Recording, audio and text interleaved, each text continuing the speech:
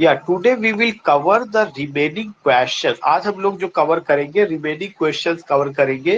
Bachelor of arts का MCQ form में है। Yesterday I had gone with 19 questions. आज हम लोग क्वेश्चन नंबर 20 से शुरू कर रहे हैं। How does the novel reflect the cultural tradition of its time. Novel में कल्चरल टेंशन को कैसे दर्शाया गया है अपने समय का। Through political activism, through generational conflict, through the clash between western education and Indian values, through economic struggle. या C is the right answer. Novel में जो दर्शाया गया है clash between western education and Indian values को लेकर के बात की गई है।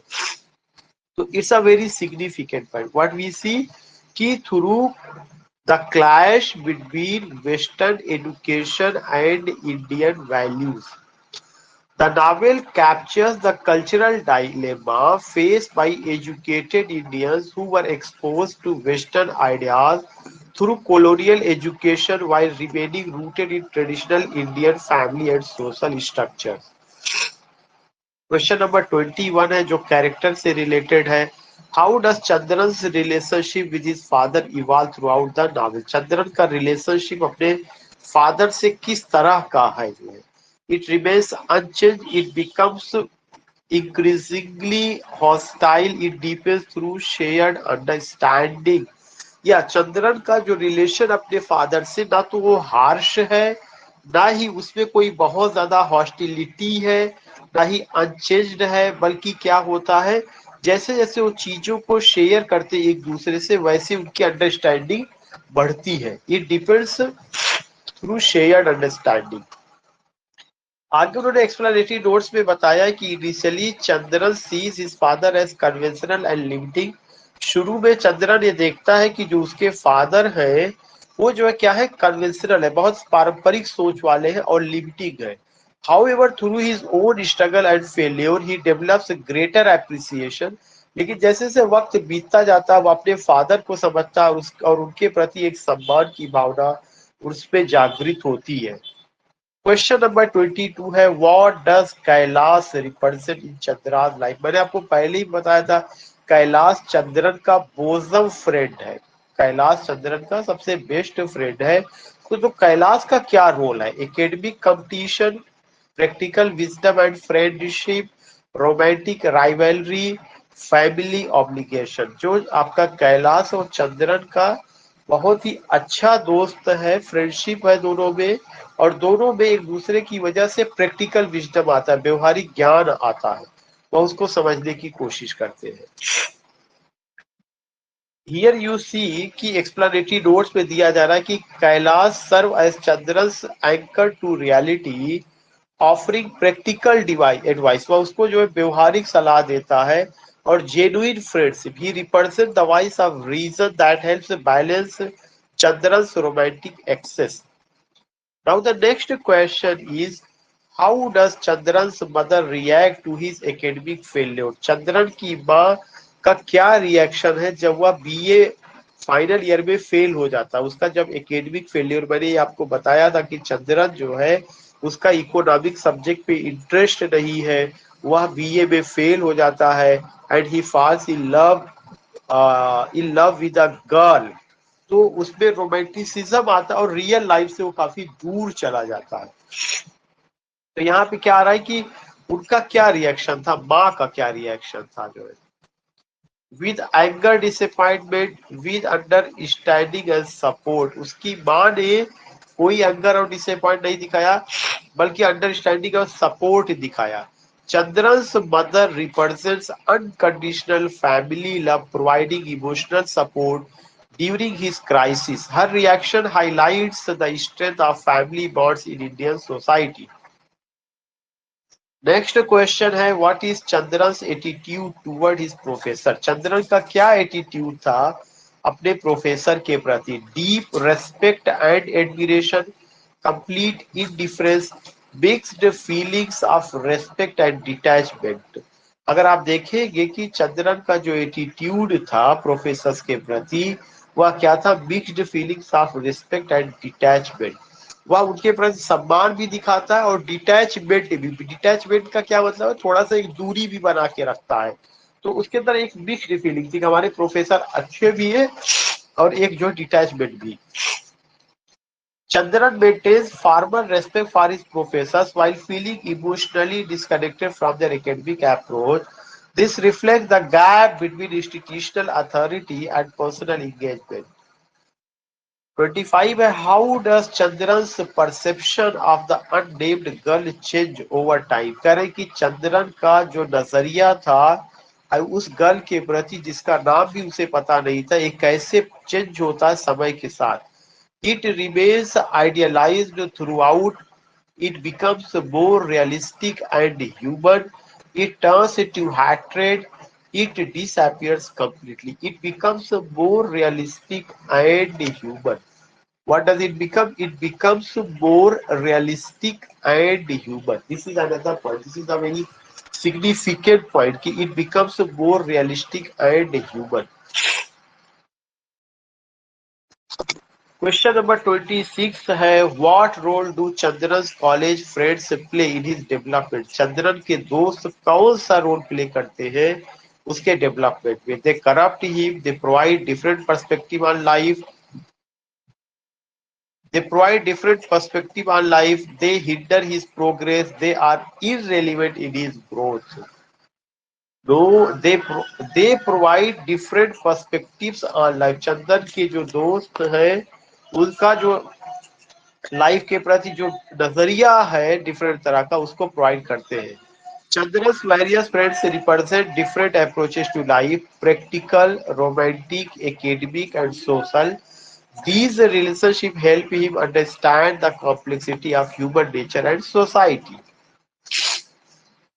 Question number 27 है, how does Chandran handle social situation initially? Chandran social situation को कैसे हैंडल करता है? With great confidence, with awkwardness and self-consciousness, with complete avoidance, with aggressive behavior, with या जो क्वेश्चन फिर से देखिएगा कि चंद्रन जो है सोशल सिचुएशन को शुरू में कैसे हैंडल करता है, कोई जो सामाजिक स्थिति, सामाजिक उसके सामने जो प्रॉब्लम आती है उसको कैसे हैंडल करता है। with awkwardness and self-consciousness, with awkwardness and self-consciousness. It's a very significant point. Chandran's social awkwardness reflects his youth and inexperiences. His self-consciousness in social situation is typical of young people struggling to find their place in the world. Question number 28 है, what does Chandran learn about friendship through his relationship? Chandran जो है friendship के बारे में क्या जानता है अपने रिलेशनशिप, उसको क्या समझ में आता है कि फ्रेंडशिप क्या है? That it's unreliable, that it requires a mutual understanding and loyalty. या B is the right answer. कोई भी फ्रेंडशिप में म्यूचुअल अंडरस्टैंडिंग एंड लॉयल्टी बहुत जरूरी है, ये चंद्रन को समझ में आता है। और उसकी जो दोस्ती है किसके साथ है? कैलाश के साथ है, उसके जो अदर फ्रेंड्स है उनके साथ है। जब वह उनके साथ समय गुजारता है तब उसको पता चलता है दोस्ती में रिस्पेक्ट जरूरी है, अंडरस्टैंडिंग जरूरी है, एक दूसरे का सपोर्ट करना जरूरी है, चाहे वह गुड टाइम हो या डिफिकल्ट वाला टाइम हो। क्वेश्चन नंबर 29 है, how does Chandran family background influence his character? Chandran की जो फैमिली का बैकग्राउंड है वह उसके कैरेक्टर को कैसे प्रभावित करता है? It makes him arrogant. It instills middle class values and aspiration.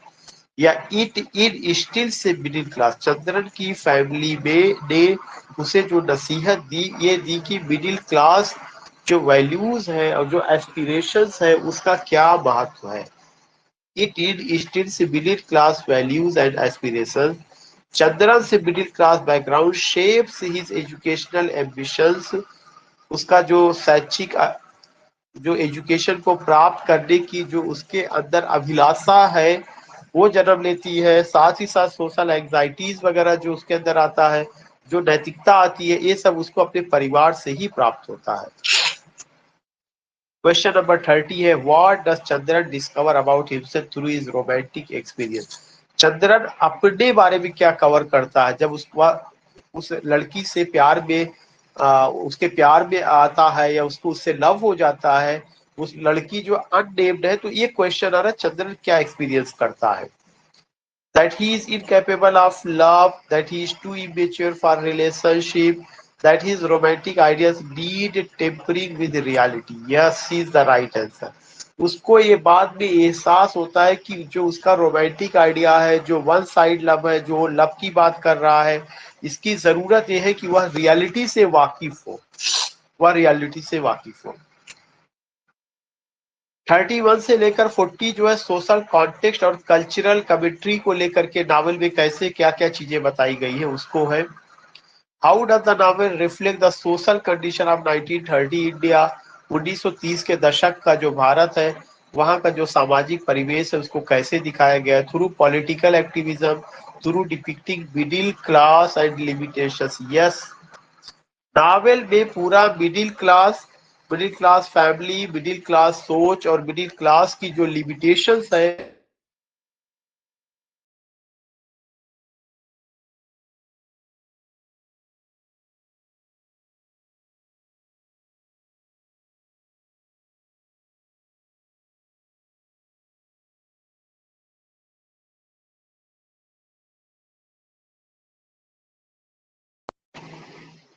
Suggest, novel क्या सजेस्ट करता है about the role of English education को लेकर के इन इंडियन सोसाइटी, भारतीय परिवेश पे। इट्स इंटायरली बेनिफिशियल या पूर्णतया लाभदायक है, it's completely harmful, it creates both opportunities and cultural displacement. फिर से मैं बता दूं कि नावल में जो रोल है इंग्लिश एजुकेशन का, उसको क्या कहा गया, समाज में क्या उसमें ये दिखाया गया, इंग्लिश एजुकेशन हमें अपॉर्चुनिटीज भी देती है, विरासत से की कोशिश की गई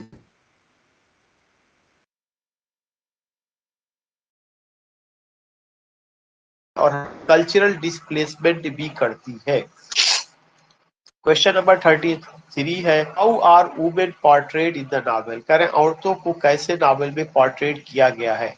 एज कंप्लीटली इंडिपेंडेंट के रूप में, as traditional figures within family structure, as rebels against society, as irrelevant to the plot. फिर से मैं क्वेश्चन बता दूं कि वुमन को कैसे चित्रित किया गया है नावल में। वुमन को दिखाया गया है पारंपरिक फिगर के रूप में विद इन फैमिली स्ट्रक्चर, की वुमन को परिवार तक सीमित रखा गया है, परिवार से बाहर वो नहीं जा सकती है, उनकी अपनी एक लिमिटेशन है कि परिवार में ही रह करके उन्हें जो है क्या करना है, चीजों को सर्व करना है। तो woman in the novel including Chandran's mother and the unnamed girl are portrayed within traditional role with dignity and agency within those constraints। इस तरह से उनको रखा गया है। क्वेश्चन नंबर 34 है, what does the novel reveal about employment opportunities for graduates. Novel में employment opportunity को लेकर के क्या बात की गई है, जो लोग ग्रेजुएट हो चुके हैं, जिन लोगों का ग्रेजुएशन हो चुका है, जिन्होंने बीए कंप्लीट कर लिया है, नावल में उनको लेकर के क्या दिखाया गया, क्या बात की गई है। What does the novel reveal about employment opportunities for graduate, they are abundant, they are limited and competitive, they don't exist, they are only available abroad। फिर से देखिएगा क्या है, they are limited and competitive. इसमें दिखाया गया है कि जो भी ग्रेजुएशन प्राप्त किया हुआ है, बीए की डिग्री होल्ड किया हुआ है, उनके पास अपॉर्चुनिटीज कम है और उनको कंपटीशन बहुत ज्यादा करना पड़ रहा है। ये सोचिए चंद्रन के समय 1930 में भी ये बात कही जा रही है और आज भारत जो है लगभग 2030 के करीब पहुंचने वाला है, 100 साल पहले। उस समय भी कंपटीशन था, उस समय भी लिमिटेड अपॉर्चुनिटीज थी, लेकिन आज के समय से ज्यादा अपॉर्चुनिटीज रही होगी। उसके पीछे रीजन है, कम लोग ग्रेजुएट हुआ करते थे और साथ ही साथ अपॉर्चुनिटी जॉब की हो सकती थी, लेकिन हो सकता है कि ब्रिटिशर उस पर ज्यादा अपने लोगों को अपॉइंटमेंट किए हो। 35 है, how does the novel address the generation gap, novel में जनरेशन गैप को कैसे एड्रेस किया गया? It ignores the issue, it shows complete conflict between generations, it depicts gradual understanding between parents and children. या generation gap को कैसे दिखाया गया? इट डिपिक्स या दिखाता है ग्रेजुअल अंडरस्टैंडिंग बिटवीन, कि पेरेंट्स में और बच्चों में जो समझ है किसी टॉपिक को लेकर के वह बहुत ही ग्रेजुअल है, बहुत ही स्लोली है। पेरेंट्स अपनी कल्चर अपने समय की चीजों को बच्चे पर थोपना चाहते हैं, बच्चे अपने हिसाब से चल रहे हैं। मैं इसको एक्सप्लेन करना चाहूंगा। While initial misunderstanding exists between Chandran and his parents, the novel ultimately shows how shared experience and genuine care lead to better mutual understanding across greatness. यहाँ पे उन्होंने दिखाया है कि शुरू में जो है इस तरह की चीजें रही हैं, लेकिन बाद में चीजें सही हुई है। शुरू में चंद्रन के बीच, उनके पेरेंट्स के बीच अंडरस्टैंडिंग नहीं थी, लेकिन आहिस्ता आहिस्ता अंडरस्टैंडिंग बनती है, तो एक ग्रेजुअल अंडरस्टैंडिंग रहा है। क्वेश्चन नंबर 36 है, what role does tradition play in the characters life? क्या रोल प्ले करता है ट्रेडिशन कैरेक्टर के जीवन में? It's completely rejected, it provides stability and identity, it's seen as purely oppressive, it's irrelevant to modern life. Tradition का जो role है character के लाइफ में वो क्या? It provides stability. जो ट्रेडिशन है, जो भारतीय परंपरा है, जो भारतीय परंपरा की वैल्यूज है, उसको लेकर के यहाँ पे बताया गया है कि जो ट्रेडिशन है उसमें स्टेबिलिटी है और आइडेंटिटी है। Traditional values represented through family relationships and social customs provide the characters with a sense of identity and belonging even as they navigate modern. The novel portrays the relationship between individual desires and social expectation. It's a very important question. जो व्यक्तिगत Dzire है चंद्रन की और जो समाज उम्मीद करता है, समाज जो तवक्को करता है, उसको कैसे नावल में दिखाया गया है। They are always in harmony, they create inevitable conflict, they require careful balance and compromise. Individual desires should be completely suppressed. No. C is the right answer. They require careful balance and compromise. उनके बीच में क्या किया गया है? Careful balance और compromise दिखाई गई है. This is a very significant point. 38 क्या है? What does the novel suggest about the nature of success? कह रहे कि नावल क्या सजेस्ट करता है नेचर ऑफ सक्सेस को लेकर के? इट्स प्योरली, मतलब कौन सा नेचर है जिससे सफलता प्राप्त होती है? It's purely about academic achievement, it's only about wealth accumulation, it involves personal growth and social adjustment. Novel में साफ साफ कहा गया वही व्यक्ति जो है सफल हुआ है जिसके अंदर व्यक्तिगत उन्नति का, अपनी पर्सनालिटी को बेहतर बनाने का तथा परिस्थितियों से लड़ने या परिस्थितियों में अपने आप को एडजस्ट करने की क्षमता होती है। कोई आदमी अगर ये कहे कि एकदम से क्रांतिकारी बन जाए और कोई आदमी ये सोचे कि एकदम से ट्रेडिशनल भी हो जाए, तो ऐसे लोग बहुत जल्दी सफल नहीं होते। ना तो एकदम से ट्रेडिशनल वाला सफल हो पाएगा, ना एकदम से पूरी समाज की सारी चीजों को बदलने वाला। आपको परिस्थितियों के साथ एडजस्ट करना पड़ेगा और अपने अंदर जो है तमाम चेंजेस लाने पड़ेगा, ऐसे लोग ही सफल हुए हैं। 39 है, how does the setting of Malgudi contribute to the novel in themes? जो नॉवेल है आपका मालगुड़ी, वो जो है जो नॉवेल आपका है द बैचलर ऑफ आर्ट्स, उसका सेटिंग मालगुड़ी में है, जो साउथ इंडिया का एक टाउन है।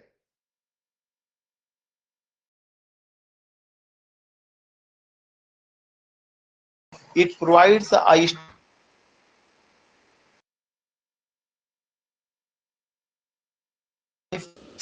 is relevant to our character के डेवलपमेंट बैकग्राउंड अगर कहीं से मिलती है तो वहीं से मिलती है। इस consistency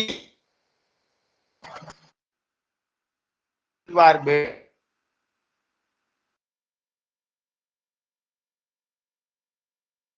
mirrors the character's own development journey.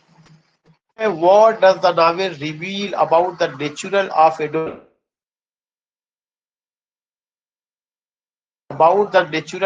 adolescent idealism? Adolescent idealism को it should be completely discouraged. It is natural and necessary phase of development.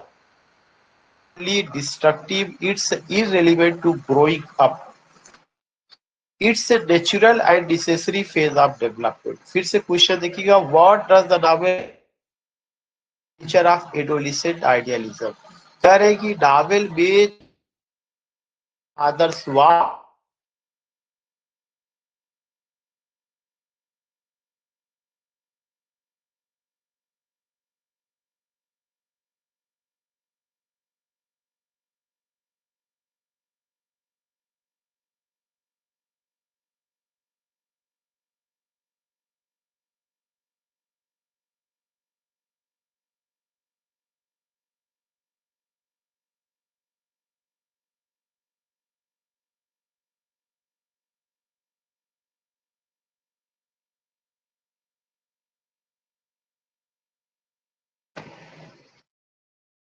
Are you getting my voice? You can write in chat box. Without getting your response, how can I know whether you are getting my voice or not? Pratik, yes, okay, Krishna, Sai ji. Okay. Good.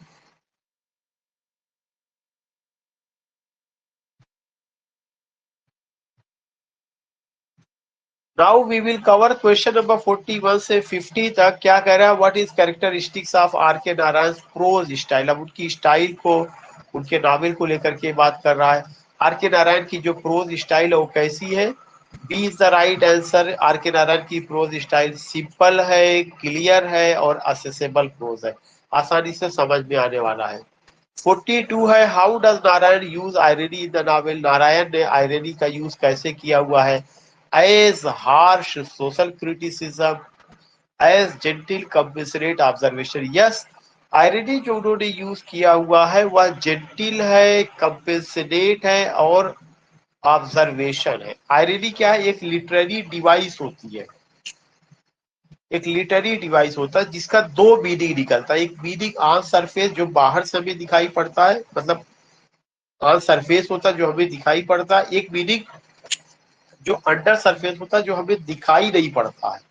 तो इसमें जो दिखाई नहीं पड़ता वो ज्यादा important होता है.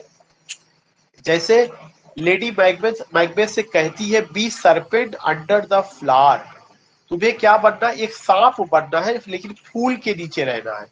इसका मतलब ये हुआ कि डंकन को ये लगना चाहिए कि तुम उसके लिए क्या हो, ऊपर से तुम्हें फूल जैसा इनोसेंट बने रहना है, लेकिन फूल के नीचे छुपा हुआ सांप ये हकीकत. तो ये भी एक आयरनी है. ऐसी आयरनी में क्या होता है? दो चीजें होती है.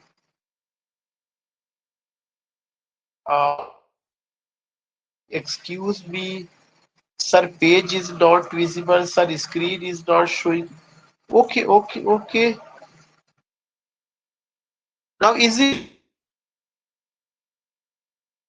Visible, sir, visible. All is clear. सब कुछ क्लियर है आप सबको? Yes, sir. Clear. Okay. Question number 43 है. सर सईद भाई इज राइटिंग तुमको वो नहीं है.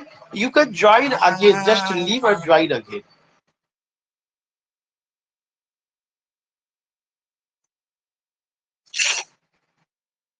So we have some other questions to discuss. What makes the Bachelor of Arts a significant work in Indian writing in literature? It's a political content. It's a realistic portrayal of middle class Indian life. It's experimental narrative technique. Yes, the Bachelor of Arts का जो एक significant है Indian writing English में, कि यह जो है realistic portrayal है किसका? मिडिल क्लास इंडियन लाइफ का. It's a realistic portrayal of middle class Indian life. ये उसका सबसे इंपॉर्टेंट पॉइंट है। 44 है, how does the novels structure support it's theme. Novel का स्ट्रक्चर कैसे इसकी थीम को सपोर्ट करता है? Through complex time shift, through chronological progression mirroring personal growth, through multiple view point, through fragmented narrative.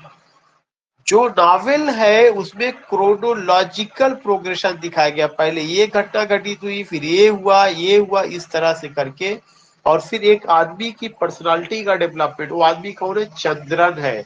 वो क्या कर रहा है? ही इज परसुइंग ग्रेजुएशन, लेकिन वह ग्रेजुएशन में फेल हो जाता है। उसको जो है उसकी लाइफ में रोमांटिक एलिमेंट्स जो है डेवलपमेंट, रोमांटिक एलिमेंट्स का डेवलपमेंट होता है। He falls in love with a girl, the girl is unnamed girl. उसका इकोनॉमिक्स में इंटरेस्ट नहीं है, जो उसका सिंपल और नेचुरल लाइफ की ओर इशारा करता है। फादर या पेरेंट्स से उसकी अंडरस्टैंडिंग है, लेकिन ग्रेजुअल अंडरस्टैंडिंग है। सबसे बड़ी बात की वह मिडिल क्लास को रिप्रेजेंट करता है। Did you get the point? Yes. The novels straight forward chronological structure किसका? चंद्रन की लाइफ का। ये हुआ, ये हुआ, और कहां से दिखाया गया है? एडोलिसेंस, किशोरावस्था से एडल्टहुड तक, उसकी जवानी तक दिखाया गया, उसके एक्सपीरियंसेस को, कैसे उसके नेचर में डेवलपमेंट आता है। क्वेश्चन नंबर 45 है, what is the novels attitude toward western influence in India. Novel किस तरह से जो है वेस्टर्न प्रभाव को दिखाता है? Complete rejection, uncritical acceptance, balanced assessment of benefits and drawback. Novel में दिखाया गया जो पश्चिमी सभ्यता है उसका जो असर है, उसका जो प्रभाव है, वह जो है क्या है, उसमें बेनिफिट्स भी है और ड्रॉबैक भी है, उसमें कमियां भी है और बेनिफिट्स भी। ट्राई टू अंडरस्टैंड दोनों चीजों के, नहीं कि केवल एक कह गया बहुत अच्छा है उससे लोग प्रभावित है, नो नॉट एट ऑल। 46 है, how does the novel handle the theme of failure. कह रहे थीम ऑफ फेल्योर को कैसे यह हैंडल करता है?